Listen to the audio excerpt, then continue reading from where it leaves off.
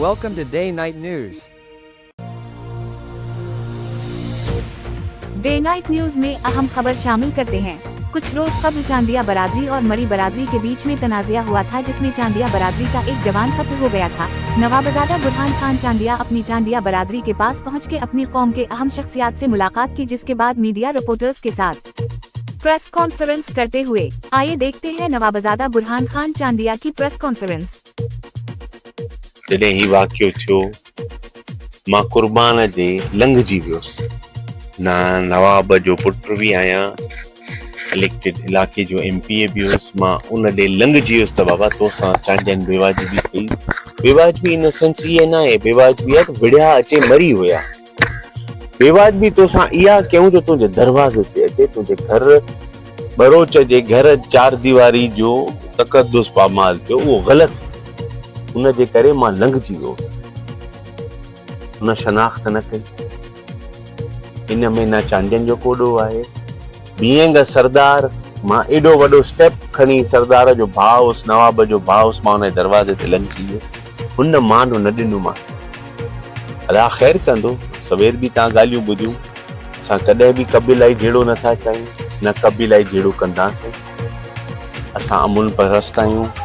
चांडिया, मां पंहिंजी बख़सूस पंहिंजी क़ौम जी ॻाल्हि कंदुसि। मुंहिंजी क़ौम घोटकी न पर साउथ पंजाब खां विझे ठठे जे हुन कुर्च ताईं वेठी आहे।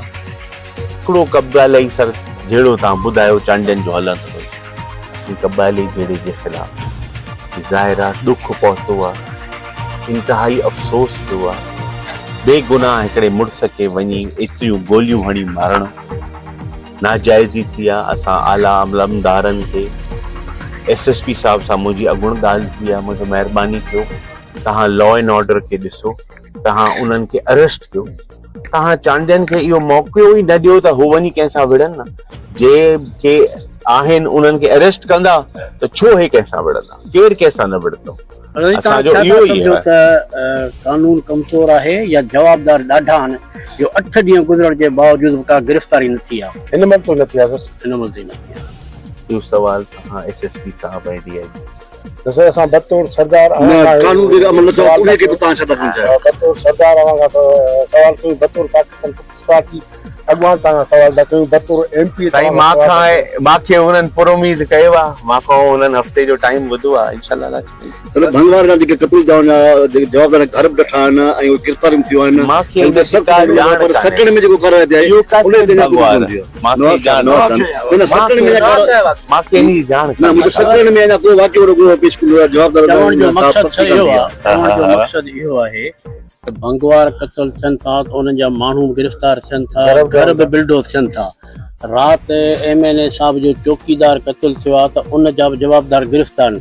त छा ही पोरियत आहे? ग़रीब स्टार्टर माना इन जा कातिल गिरफ़्तार न थींदा? हुकूमत पीपल्स पार्टी जी आहे, हुकुमरान घुर जो ज़िलो आहे।